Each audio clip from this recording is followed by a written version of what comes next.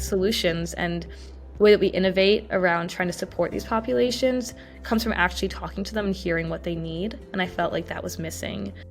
That's Rebecca Stern, today's guest on Everywhere Radio. Everywhere Radio is a production of the Rural Assembly, and I'm your host, Whitney Kimball Coe. Each episode, I spotlight the good, scrappy, and joyful ways rural people and their allies are building a more inclusive nation. Today on Everywhere Radio, I'm thrilled to reconnect with Rebecca Stern, someone I came to know and admire over the course of the last summer while Becca served as an intern here at Center for Rural Strategies. Throughout her time with us, Becca jump-started at least 2 new projects for the Rural Assembly and wrote several articles for the Daily Yonder. She traveled around southeastern Kentucky interviewing community leaders about everything from Appalachian musical traditions to climate change. And before she headed back to the University of North Carolina at Chapel Hill, where she's working on a degree in public policy and global gender studies, Becca created an online platform for the Rural Assembly that spotlights the voices of rural young people as they reflect on reproductive justice in the wake of the Supreme Court's Dobbs decision, which overturned Roe v. Wade in May. The Rural Assembly is eager to release Becca's project this month alongside this episode, and I'm excited to talk with Becca today about her passion for advancing gender equity and reproductive justice in our communities. Becca is originally from Malvern, Pennsylvania, and her work and activism go back to her early days in high school, where she co-founded a nonprofit mentorship program for young girls, grades 4 through 6, called Girls Together. During her junior and senior years of high school, she was also president of the Girl Up PA Coalition and helped lead a successful advocacy campaign for menstrual products and dispensers in her high school's women's and gender-neutral bathrooms. Becca is also a member of the prestigious Robertson Scholarship Leaders Program, a community of leaders within Duke University and the University of North Carolina at Chapel Hill, striving to make transformational contributions to society. So, Becca, you're kind of a big deal. Thank you for joining us at the Rural Assembly this summer and for being here on Everywhere Radio with me today. Well, it's an honor to be here with you, and I'm so excited to get to talk and reflect on everything that's happened in the past year. Yeah. Oh, man, and there's just so much. In fact, some of what I wanted to talk to you about is like reflecting on the big events of the last year, and you happened to be with us at Rural Strategies in Whitesburg, Kentucky for some of the bigger events of the last year. But where are you calling from today? I'm currently in Chapel Hill in a building on campus, and I'm in North Carolina, and I go to UNC, like as you said, and preparing for a semester at Duke in Durham as part of the Robertson Scholarship Program. So usually between these two places. Awesome. And what year are you in school? I'm a sophomore, so I'm a second year. That's right. So, I did give this big introduction about you because you are a rock star, and I feel like it's important to name all the incredible things that you've accomplished already in your young life. But again, looking back on this last summer, it just occurred to me that you were here with us for like 2 really monumental events, at least 2 monumental events. One was national, and that was the Supreme Court's decision to overturn Roe v. Wade. And then the other one was literally in your backyard while you were in Whitesburg. You were there for the big flood in July. And we've done several episodes with people who were also there and experienced firsthand the devastation of that flood. So that's a lot for just an internship, Becca. I wonder, when you look back on your time with us, how are you processing this summer and all the things that happened? That's a really good question, because it definitely was a lot. And I think what's important for me is remembering all of the good parts, as well as like those really monumental and sometimes like really traumatic events for a lot of people in Whitesburg. I remember like being at Cowan Creek Mountain Music School and playing the banjo by the river when someone came up and said they just overturned Roe versus Wade. And I remember being in our house with my close friends. We were all living together as part of the Robertson Scholars Program. We were all there for community summer. And waking up and being like, oh, the backyard is currently flooding. We need to move. We need to get our things out and move to higher ground.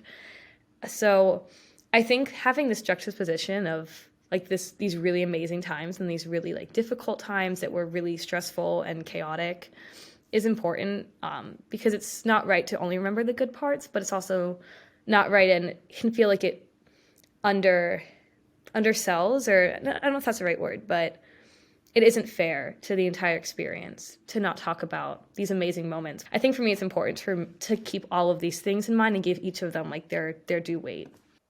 Yeah, and you were able to channel, both, I mean, a lot of all of these events into the work you were doing at Rural Strategies. I wonder if, having that opportunity or the platforms that were available to you, was that helpful in integrating your experiences?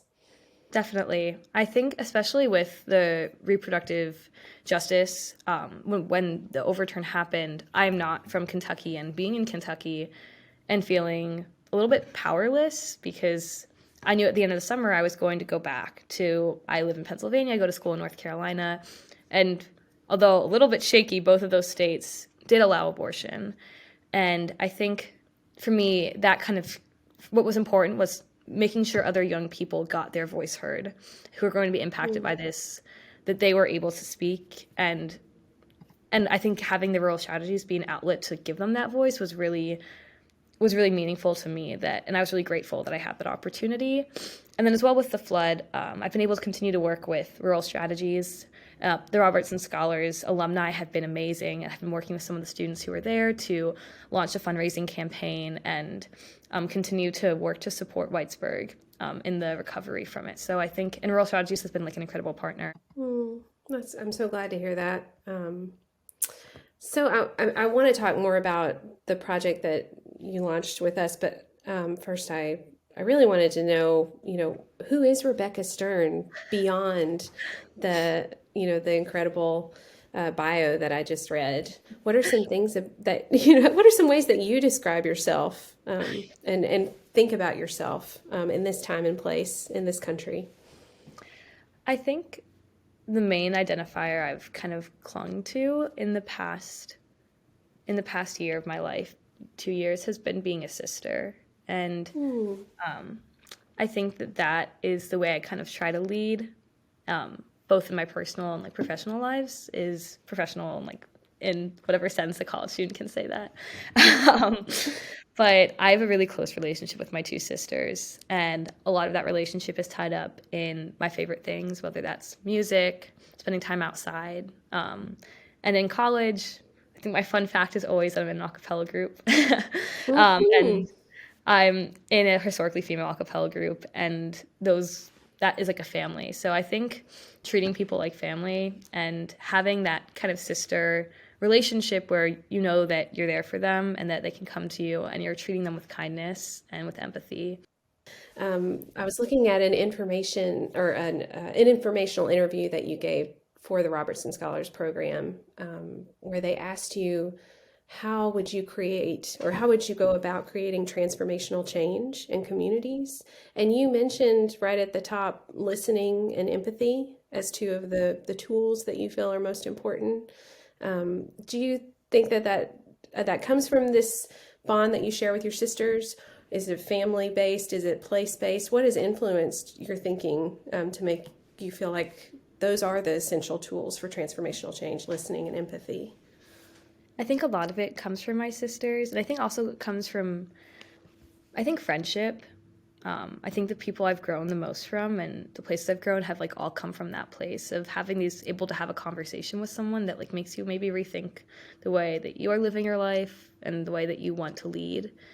And I also think all of the trainings and things I've had in the past 19 years have always centered on those, as listening and empathy as being the main ways that we connect with each other, that we act like the best versions of ourselves and can create the most beneficial change. And I'm struggling these days myself with those two things, just because of the political environment that we're living in these days, especially if you're from a small town where you know everyone and you know how they vote and what news they listen to and take in. It can be hard to cross those divides that might exist. Do you feel like, are you hopeful about the future of our country and being able to use empathy and listening as strategies going forward? Are you feeling at all cynical about where we are right now? You're part of that Gen Z that showed up, by the way, at the polls this Yeah, recently. I was on campus and I saw how many students were out there being like, "Go vote, please." There was a huge blow up thing in our like main center on campus, the pit. It was just like I think it was like a unicorn just saying "vote," and um, and I think I've seen that like hate doesn't usually work. Um, we also like on campus we had like a pro-life group, I guess, came and put up these huge like really disturbing graphic images of Mhm. like abortion. They're anti-Semitic. It was bad. And I remember seeing like students just stand in front of it and hold signs being like, "I'm here for you." Like you're like this health like abortion is healthcare and healthcare is a human right. And like the way that they kind of coalesced around it to like block students from having to see this thing that was incredibly disturbing on their way to class. I think that it's difficult when you see that listening and empathy can only go so far sometimes when you're begging politicians to make the choices that let you and the people that you care about and people that you don't know, like people that you know and that don't have so many of the things that they need. When politicians like refuse to make the choices and the votes that allow them to have access to like basic human necessities. I think it's hard when you know that no matter how many calls you make, sometimes that's not going to change, and that you try your hardest, but like what story can you tell that will make them change their mind? And some people just won't. But I also think that I've seen people change, and I feel like I've being at school, in a little bit like coming to like a little bit more south. I have friends who are more conservative than I am, and I think I've seen that like that is when you spend time with people, you like see them as a human being first, but beyond their politics. And I think that's really powerful that we get so caught up in like, oh, are they conservative? Are they liberal? And like, is Mhm. that a reason to spend like that's why I can't be with them if they are. But I have like many close friends who have different politics than I do, and like I think as long as we agree on the same like human decency standards, which sometimes is not the case for everyone, like you can listen to their point of view and you might not agree, but you can still listen. Um, and I think by telling stories sometimes is the best way we can help each other understand things from a different perspective and sometimes change our minds and sometimes not. But I don't think changing Mhm. minds is always the goal. I think it's coming Mm, to a that's mutual. interesting. Yeah, I think that we get really caught sometimes in trying to force someone to like be on our side or like it's like a competition. But I think sometimes just being able to respect someone else and help them respect and understand someone else's life or lived experience can maybe not change their mind in that moment, but reframe the way they think about something or add a different perspective that helps them like maybe make choices at that moment or down the line that are good. We'll be right back with Everywhere Radio, but first, a special message from our partner, the Daily Yonder. Hi, I'm Xander Brown with the Daily Yonder. The Daily Yonder is the nation's only news outlet devoted exclusively to the information needs of rural America. We provide a way for people who care about diverse small towns and rural places to stay up to date on the things that matter most: economic development, education, healthcare, elections, conservation, arts and culture, and more. You have a special opportunity to help the Daily Yonder. Go to dailyyonder.com to make your contribution to support our one-of-a-kind rural journalism. Giving online is easy. You can also order Daily Yonder merch with your donation as an added bonus. Thanks for supporting the Daily Yonder. Thinking about all these big concepts we're talking about, I mean, compassion and honoring the full human experience, wanted to ask you about your advocacy around menstrual equity, period poverty and menstrual equity. I wonder if our listeners are really familiar with that area of focus. It seems to be something that's gaining traction in communities of all sizes. I know even here in my own community, we have a ministry called Love Period, which provides period products to people across the community through all kinds of institutions, from schools to libraries to the YMCA, free products. So how did you jump on that work and become really interested in menstrual equity? Yeah, and I also want to say I was able to visit your town, Athens, and I saw free menstrual products in bathrooms, and it made me so happy.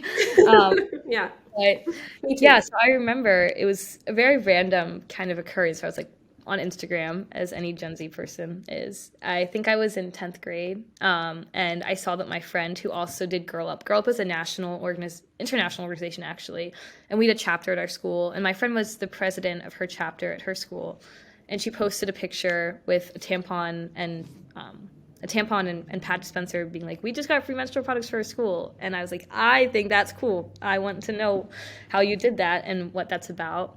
And I kind of went down this wormhole of the internet, and just learned all about what menstrual equity means and the impact of menstrual inequity. And I think for me, it comes down to being able to live like being able to have access and the ability to go about your normal life, like being able to go to school, going to work, and living safely and in a healthy way when you're having your period. And so I think that's how I kind of got interested in it. And it has a lot of different contexts, both in low and middle income developing countries. Menstrual inequity happens, but it also happens in the U.S.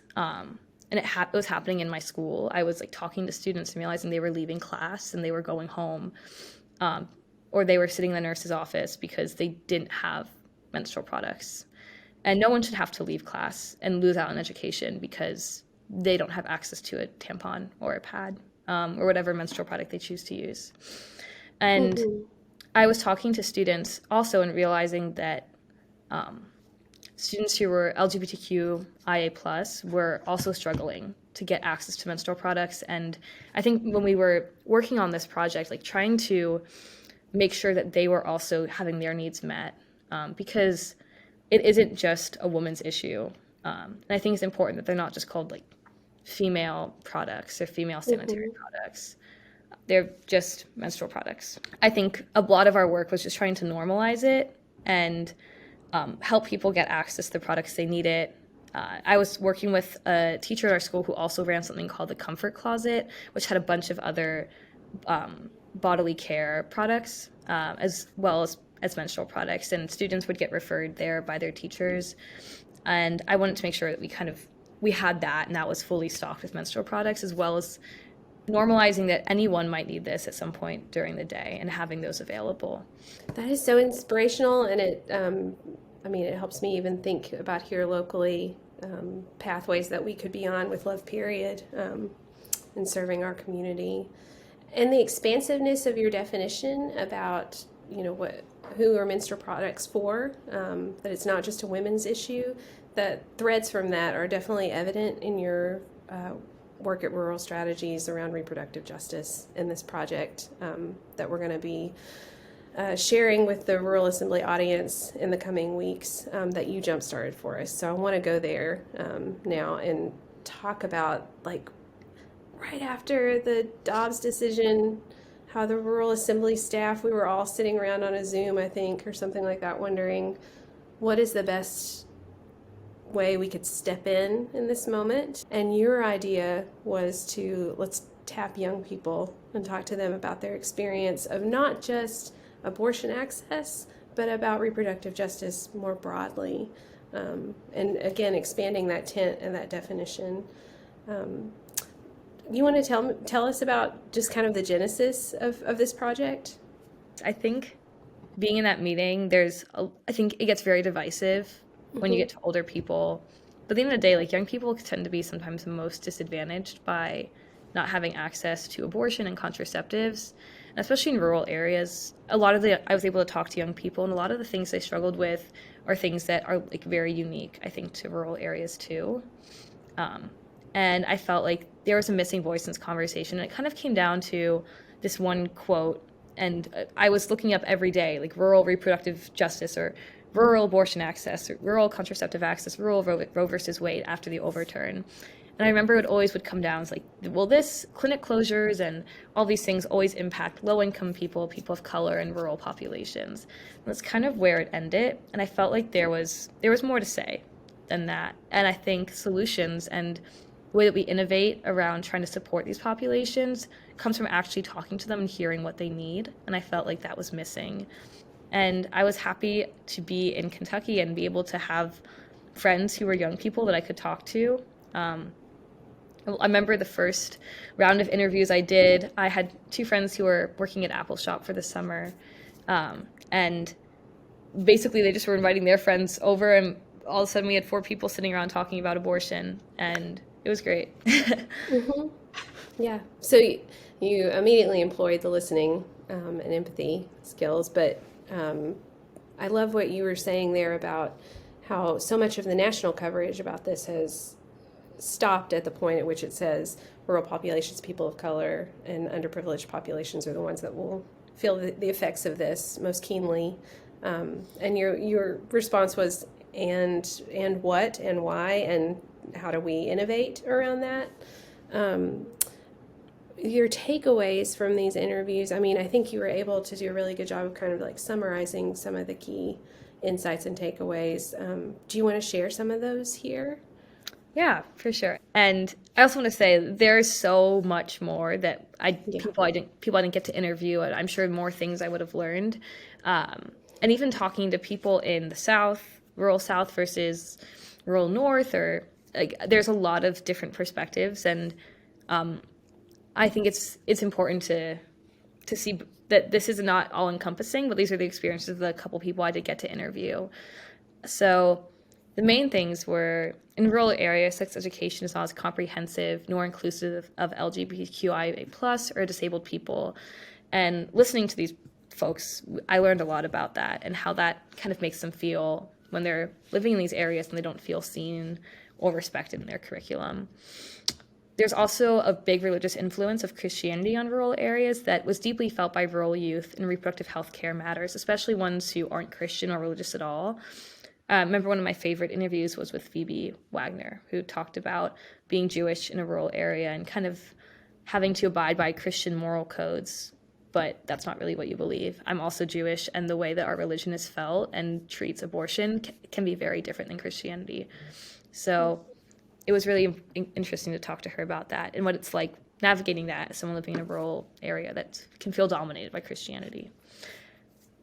Rural youth who are LGBTQIA+ and disabled face even greater barriers to access necessary health care, both in their education, actual treatment, and the autonomy that the justice system has ruled that they have over their own body and their capacity to take care of children.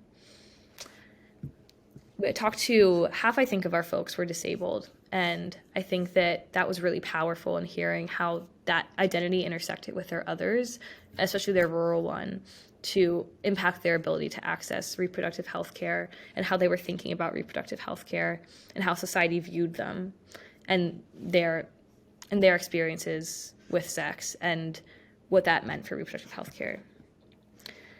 We also had, in rural small towns, less privacy is afforded to people trying to access reproductive health care. Privacy culture also limits what's allowed in polite conversation. And a big issue that I think I saw with that was that when you know everyone, trying to get your plan B or get the pill from your mom's best friend, it can be a little bit more difficult, and that can impact your ability to access abortion or contraceptives, as well as it not being allowed to be talked about at all can silence conversations that can be really important and helpful and educational. Even with Roe in place nationally, people in many rural communities had to travel long distances to reproductive care. That was something that we talked about a lot with those who lived in Kentucky, that I think at the time of Roe versus Wade overturn, I think there was 1, maybe 2, and I think they were both in Louisville.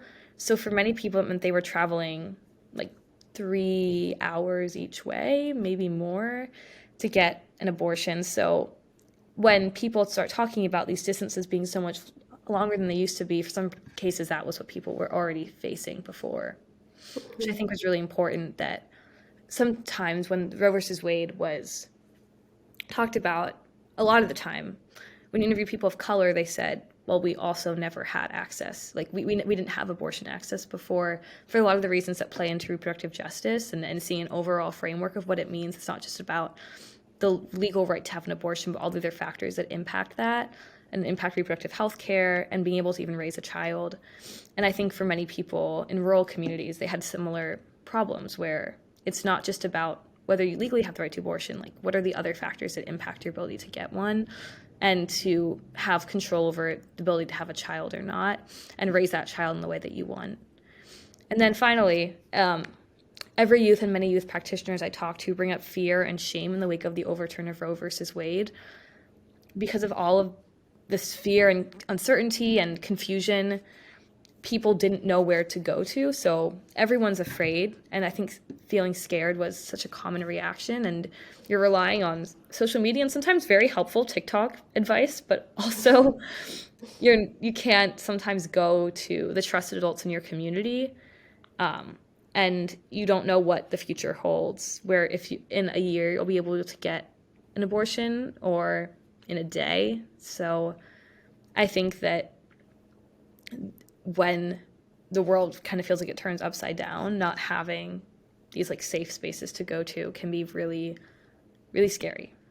So that was a very long rundown. I'm so glad you went through all of those because I think they're all huge and important, and they again expand our definitions, our understandings, our conceptualization of what's at stake in rural places, in particular for young people around reproductive health care and justice. How did you feel like as you were hearing their story? What did you feel at the close? I don't know. How did all of that sit with you in your listening and empathetic body?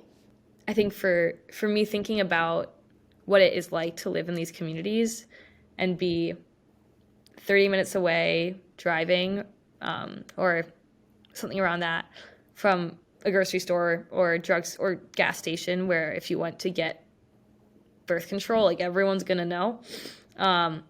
And like every purchase could be reported on. I think that was really powerful in being grateful for the access resources I have, but then also being even more passionate about making sure that everyone has access to these like basic things and making sure that the work that is out there. I think a big thing I noticed was that there are ways to get access to contraceptives and birth control, but people don't know. Even in like Whitesburg, the All Access EKY is here. Like they are for the whole region, and they're centered in Whitesburg. And sometimes people still don't know that it's right in their backyard, and they can get condoms mailed to them. They can get Plan B. And I think when we have all of these resources out there, but the information access like isn't equal, that people can be left out. And I think for me, it felt even more important to make sure people knew what resources they had. But overall, it was really sad. I think there was a mutual, just when you're talking to someone else who's feeling impacted by this big decision, that you feel for them. So we'll make this project available on the Rural Assembly site in the coming weeks, and I want to ask you, what is your hope for it, and how can the Assembly continue to honor those voices and the work that you started? And that me asking you this question is also a way of me inviting you to help hold us accountable to doing this well. I think my goal is that if enough people see this, or one person sees this, that they'll be able to take the steps to help the youth of their community have access to the knowledge and tools to have autonomy over their bodies and live their life the way they want. Yeah. So, Becca, before I let you go, I want to ask you the question I ask all of our guests on Everywhere Radio. What are you listening to or watching or reading that you would like to share with the Rural Assembly audience?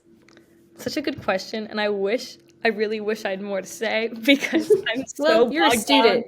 I know. I mean, I read so much, but most of it is random articles. But between my classes, I've learned so much this semester about I'm in global reproductive health, the history of women's health activism, land and feminisms, which touched on reproductive sovereignty, and I'm also Bio 101, which has also taught me a lot about reproductive health. So I think all the things I've read have informed my own self-knowledge of my body, but also allow me to know the importance of knowing your own body. So I encourage everyone to read up on things about reproductive justice, but also about their own bodies and understand. I think that's a really powerful version of autonomy and sovereignty in a non-traditional sense of the word. But also I read a really good book that I would recommend recently called Revolting Prostitutes, and about the fight for sex workers' rights. And it's I think been a really good example of what it means to listen, because the whole book is written by 2 sex workers, and it's talking about their experience in looking at different models of legalization and criminalization in regards to sex work and how this impacts sex workers around the world, and having these really anecdotal pieces, but also statistical pieces. And I think that book has served as a really good model of what it means to have like a more community-informed opinion. Wow. Thank you for that recommendation. And thank you for this conversation. You're just wonderful. And there's so much we didn't get to cover. Your a cappella group I want to hear more about, of course. So let's do this again at some point soon. See you soon. See you soon. If you enjoyed Everywhere Radio, we'd love for you to consider subscribing to the General Rural Assembly newsletter. That's where we promote new offerings from the Assembly, and we amplify the good work of our many partners across the country.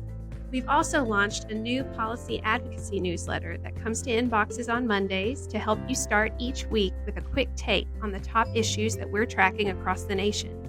Everything from broadband policy to rural vaccinations. Just head over to ruralassembly.org to sign up. If you're a true fan of Everywhere Radio, please let us know by rating us wherever you get your podcast. If this isn't your cup of tea, that's no biggie. It's fine. And we'd like to thank our media partner, the Daily Yonder. Everywhere Radio is a production of the Rural Assembly. Our senior producer is Joel Cohen. Associate producers are Teresa Collins and Xander Brown, and our assistant producer is Anya Slepyan. And we're grateful for the love and support from the whole team at Center for Rural Strategies. Love you, mean it. You can be anywhere, we'll be everywhere.